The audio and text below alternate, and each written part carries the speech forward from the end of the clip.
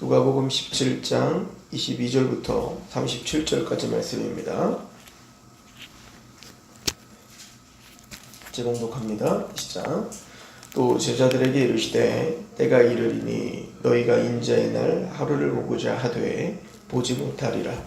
사람이 너희에게 말하되 보라 저기 있다 보라 여기 있다 하리라. 그러나 너희는 가지도 말고 따르지도 말라. 번개가 하늘 아래에 이쪽에서 번쩍이어 하늘 아래에 저쪽까지 비침같이 인자도 자기 날에 그러하리라. 그러나 그가 먼저 많은 고난을 받으며 이 세대에게 버림바 되어야 할지니라. 노아의 때에 된 것과 같이 인자의 때에도 그러하리라. 노아가 방주에 들어가던 날까지 사람들이 먹고 마시고 장가들고 시집가더니 홍수가 나서 그들을 다 멸망시켰으며 또 롯의 때와 같으리니 사람들이 먹고 마시고 사고 팔고 심고 집을 짓더니 롯이 소돔에서 나가던 날에 하늘로부터 불과 유황이 비오듯 하여 그들을 멸망시켰느니라. 인자가 나타나는 날에도 이러하리라. 그날에 만일 사람이 지붕 위에 있고 그의 세간이 그 집 안에 있으면 그것을 가지러 내려가지 말 것이요 밭에 있는 자도 그와 같이 뒤로 돌이키지 말 것이라. 롯의 철을 기억하라. 무릇 자기 목숨을 보전하고자 하는 자는 잃을 것이요 잃는 자는 살리리라.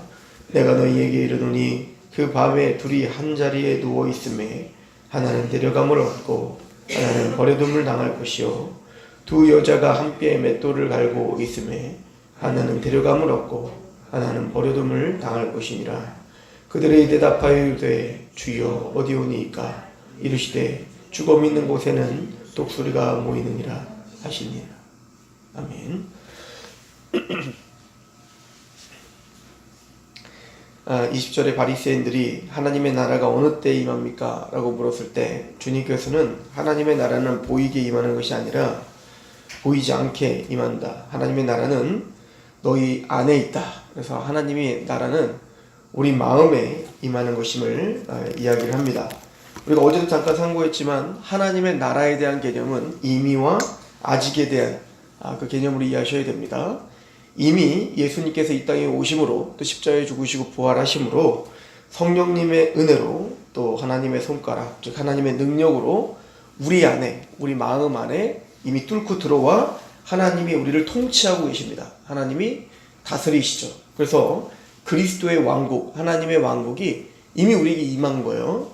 이걸 골로새서는 뭐라고 하냐면 흑암의 권세에 있던 우리를 건져내사 사랑의 아들의 나라로 옮기셨다. 또 빌립보서는 그래서 우리의 시민권은 하늘에 있는지라 라고 이야기를 하고 있는 거죠. 그래서 우리가 바로 생명책에 기록된 하나님의 나라 백성, 나는 너희 하나님이 되고 너희는 나의 백성이 되리라. 이 말씀이 이미 성취가 된 거예요.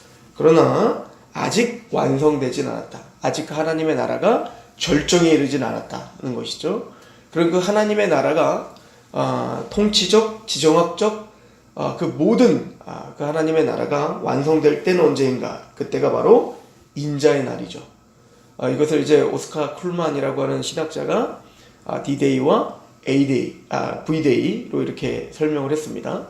즉 노르망디 상륙 작전을 통해서 2차 세계대전 때 연합군이 이미 승리를 확정했습니다. 이게 D-Day죠. 노르망디 상륙 작전을 통해서 독일군의 핵심 사령부는 다 타격을 갔다고. 이제 더 이상 독일군은 다시 일어설 힘이 없습니다. 그러나 여전히 그 전쟁은 끝나지 않았고 여전히 그 안에는 갈등이 있는 거예요. 그런데 8월 15일이죠. 이제 연합군이 완전한 승리, 그러니까 항복하는 때가 바로 V-Day죠. 승리의 날. 그때는 이제 독일군은 완전히 괴멸되는 겁니다. 그런 것처럼 예수님 이 땅에 오심으로 우리 안에 하나님의 나라가 이미 승리를 거머쥐었지만 그럼에도 불구하고 여전히 죄의 세력은 잔재하여서 여전히 하나님의 백성들에게는 죄 가운데 또 싸워야 되는 그런 여러 가지 갈등과 믿음의 여정 가운데 있다. 그러나 예수님의 재림 때는 끝입니다. 이제는 모든 것이 평정되고 하나님의 새하늘과 새 땅이 이 땅에 내려오며 이제는 영원한 안식 가운데 영원한 하나님의 왕국 가운데 들어가게 되는 거죠. 그래서 지금 예수님께서는 이미 임한 하나님의 나라를 이제 선언한 겁니다. 너희 마음 안에 하나님의 나라가 임했다. 그리고는 이제 오실 그 하나님의 나라를 오늘 설명하는 겁니다. 아직 임하지 않은 그 나라가 어떻게 임할 건지를 제자들한테 이제 설명을 하고 있는 겁니다. 특별히 여러분들이 좀 비교하면서 보셔야 되는데, 마태복음 24장과 누가복음 17장은 동일한 이 재림에 대한 이야기를 하고 있는데, 특별히 마태복음 24장은 AD 70년에 있었던 예루살렘의 패망, 예루살렘의 무너짐이 함께 기록이 되어 있어요. 사실은 마태복음 24장은 AD 70년에 있었던 예루살렘의 패망이 거의 3분의 2를 차지하고, 재림은 그 뒤에 잠깐 3분의 1 정도만 이야기하고 있어요.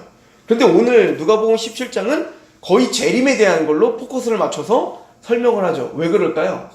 마태복음은 유대인들에게 보내는 편지고, 누가복음은 이방인들에게 지금 쓰고 있는 거기 때문에 AD 70년에 예루살렘을 이렇게 크게 강조할 필요가 없었던 겁니다. 지금 이건 누구한테 보내는 거예요? 로마의 데오빌로 각하여지 아닙니까? 그래서 이제는 그 이미 임한 하나님의 나라와 그리고 장차 올 이제는 완전히 하나님이 완성하실 하나님의 나라가 무엇인지를 설명합니다.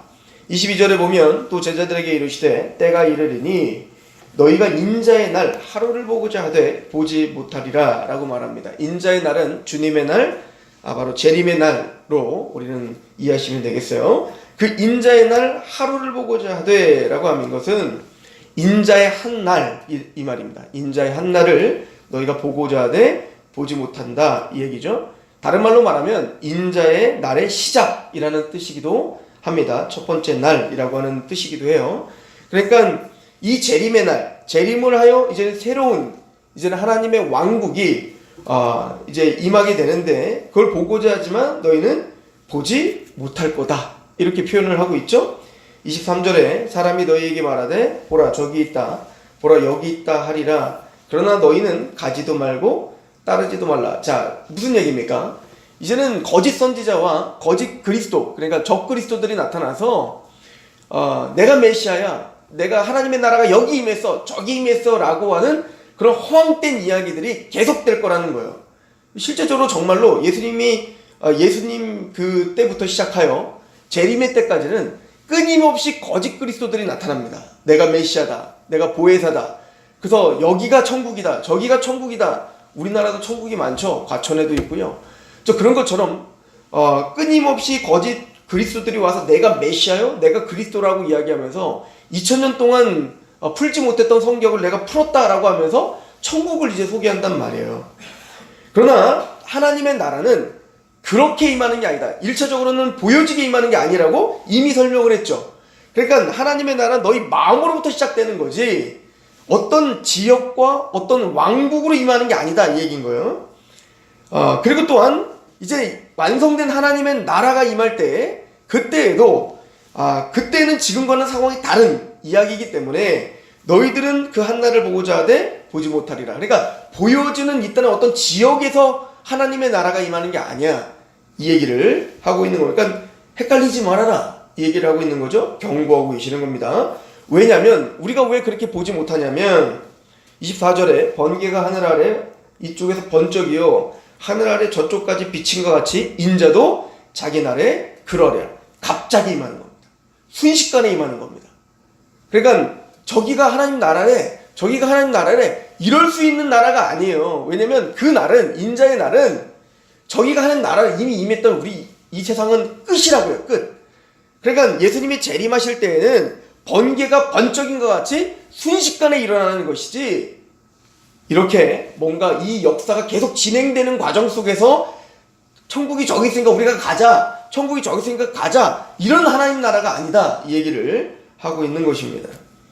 이단자들이 얼마나 웃기냐면요, 이걸 또 중국에 한참 이제 한국까지 지금 영향을 끼치려고 하고 있는 이단 하나가 있는데 동방번개라고 하는 이단입니다. 이 말씀을 보고 이 동방번개는 뭐냐면 번개 번쩍인 것 같이, 이제 마태복음 동에서 서로 번쩍인다고 하잖아요. 동은 중국이고 거기서 재림주가 일어나가지고 번쩍인 것 같이 서쪽으로 이제 복음이 전파될 것을 이야기한다. 이렇게 이제 해석을 하는 거예요. 그러니까 이 구절들을, 성경의 구절들을 그냥 문맥적으로 보면 되는데 그것들 자의적으로 자꾸 해석해서 자기들의 교리에 껴맞추려고 하는 거죠. 모든 이단들이 그러는 거예요. 이 말씀은 말 그대로 번쩍인 것 같이 정말 순식간에 임하는, 그래서 하나님의 나라가 저기 있다 여기 있다 말할 수 없는 그 하나님의 나라를 이야기하는 것이다 하는 것이죠. 25절에 그러나 그 인자의 날이 오기 전에, 이제요 그 얘기하는 거예요. 예수님께서 재림하시기 전에 그러나 그가 먼저 많은 고난을 받으며 이 세대에게 버림바 되어야 할지니라. 예수님은 십자가에 죽으셔야 됩니다. 그러니까 우리의 시각으로 보시면 안 되고요. 제자들은 지금 아직 십자가를 경험하지 않은 겁니다. 부활을 경험하지 않은 거예요. 그들에게 하나님의 나라를 설명하는 겁니다. 하나님의 나라는 너희 마음 안에 임하는 것이고, 그리고 장차 내가 다시 올 거야. 그래서 인자가 임하는 날은 무슨 여기 있다 저기 있다 이걸 말할 수가 없는 게, 번개가 임한같이 순식간에 예수님께서 재림하셔서 그때는 새하늘과 새 땅으로 재편성될 그날이 반드시 올 거야. 그런데 그 나라가 오기 전에 먼저 있어야 되는 건 뭐냐면 내가 죽어야 돼 이거야. 예수님의 십자가와 부활, 승천 사건이 있어야 그 하나님의 나라가 올 수 있는 거죠. 그래서 먼저는 예수님의 고난이 있어야 된다. 그리고 그 고난이 있은 다음에 바로 예수님의 재림이 오는 게 아니라 27절에 26절 노아의 때에 된 것과 같이 인자의 때도 그러하니라. 노아가 방주를 들어가던 날까지 사람들이 먹고 마시고 장가들고 시집가더니 홍수가 나서 그들을 다 멸망시켰으며, 또 롯의 때와 같으니라. 사람들이 먹고 마시고 사고 팔고 심고 집을 짓더니 롯이 소돔에서 나가는 날에 하늘로부터 불과 유황이 비오듯 하여 그들을 멸망시켰느니라. 인자가 나타난 날도 그러하니라. 그 시기는 언제가 될지 모르겠지만, 그 기간은 언제가 될지 모르겠지만, 예수님이 십자가에 죽으신 이후에 사람들은 아무 일이 없듯 또 먹고 마시며 사고 팔고 그냥 지금 현실처럼 그런 현상을 사는 것처럼, 노아 때에 그랬던 것처럼, 롯 때에 그랬던 것처럼 이제는 예수님의 심판이 온다. 비로 말미암아 우린 멸망당한다. 불 유황불이 던져져서 이 소돔과 고모라 다 멸망한다. 그렇게 아무리 선포해도, 순식간에 그 일이 일어날 거라는 걸 이야기해도 사람들은 전혀 인식하지 못할 만큼 먹고 마시며 장가들고 시집가는 그런 평범한 삶을, 일상을 누리면서 이 세상에 국한된 삶을 살게 될 것이다. 그러니까 예수님이 십자가에 죽으시고 부활한 것으로 말미암아 그 인자가 오는 중요한 역할, 구속사가 완성되는 거지만, 예수님의 십자가 사건으로 세상이 변하는 것은 아니다는 거예요.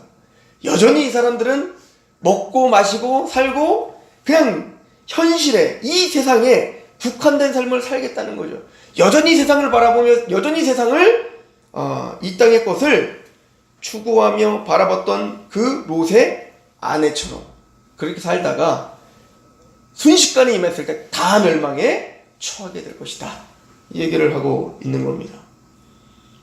그때는 31절 그날에 만일 사람이 지붕 위에 있고 그의 세간이 그 집안에 있으면 그것을 가지러 내려가지 말 것이고 밭에 있는 자도 그와 같이 뒤로 돌이키지 말 것이라. 사실은 이 구절은 마태복음 24장에는 AD 70년에 있을 예루살렘 폐망을 이야기할 때 썼던 겁니다. 그러니까 누가는 그 AD 70년에 있을 예루살렘 폐망의 것을 이야기하며 인용하며 장차 올 그 인자 재림의 날을 설명하고 있는 것이죠. 그래서 우리는 뭘 기억해야 되는 거예요? 제자들에게 말하는 겁니다. 너희들은 멸망할 자가 아니에요.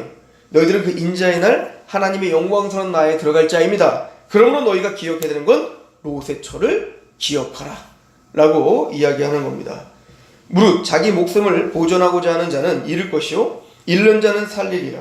내가 너희에게 이르노니 그 밤에 둘이 한 자리에 누워있음에 하나는 데려감을 얻고 하나는 버려둠을 당할 것이요 두 여자가 함께 맷돌을 갈고 있음에 하나는 데려감을 얻고 하나는 버려둠을 당할 것이니라. 이 얘기는 이제 부자와 나사로 이야기, 두 아들 이야기, 이런 이야기들을 통해서 이미 다 설명이 되어진 거죠. 그러니까 우리가 똑같이 먹고 마시며 시집가고 장가가고 있는데 그 날에는 둘로 나눠지게 될 겁니다. 그죠? 하나님의 백성들로 영광의 나라로 들어가던가 아니면 버려둠을 당하던가. 그러니까 제자들이 궁금한 거예요. 영광의 하나님의 나라로 들어가는 거는, 하나님의 나라는 여기 있다 저기 있다 말 못한다고 하니까 하나님 나라가 어디예요? 라고 말 못하죠. 이미 예수님이 그런 거 아니라니까? 라고 말을 했으니까. 그러니까 이 제자들은 이제 뭐가 궁금하냐면 그런 그 악인들, 나머진 자들, 버려둔 자들, 얘네들은 어떻게 되는 거죠? 어디 가는 거죠? 를 이제 물어보는 거예요. 37절 그들이 대답하여 이르되 주여 어디입니까? 이렇게 물어보는 거죠. 즉 그 악인들, 버려두음을 당한 자들은 도대체 어디로 가는 겁니까? 이렇게 물어보는 겁니다. 그런데 이제 주님께서 그 대답을 이렇게 하세요. 죽음이 있는 곳에는 독수리가 모이느니라. 자, 이건 무슨 말일까요? 죽음이 있는 곳에 독수리가 모인다. 이 얘기는요, 유대인들이 생각하는 그러니까 심판의 이미지의 가장 전형적인 이미지의 모습인 겁니다. 그러니까 전쟁이 일어났어요. 전쟁이 일어났을 때 시체들이 이제는 나뒹굴 거 아닙니까? 그러면은 독수리와 까마귀와 같은 이제는 맹류들이 들어와서 시체를 뜯어먹게 된단 말입니다. 그럼 비참한 상황에 처하게 된다라는 것이죠. 예를 들어 요셉이 이제 떡 굽는 관원장과 술 맡은 관원장을 이제 꿈을 해석해 줄 때 떡 굽는 관원장이 나중에 사형을 당해서 새들이 와서 그 시체를 뜯어먹는 그런 비참한 상황을 보여주지 않습니까? 이게 악인들이 처하는 비참한 죽음의 결말을 우리에게 보여주고 있는 상징적 표현이에요. 이 이야기를 진짜로 구원받지 않은 이제는 바벨론과 음료의 그 육류의 표를 받은 짐승의 표를 받은 그 악한 하나님을 대적해서 모든 자들이 처할 그 마지막 결론이 바로 이런 비참함이다 라고 하는 것을 요한사도는 계시록에 설명해 주죠. 요한계시록 20장 17절입니다. 요한계시록 20장 17절부터 21절.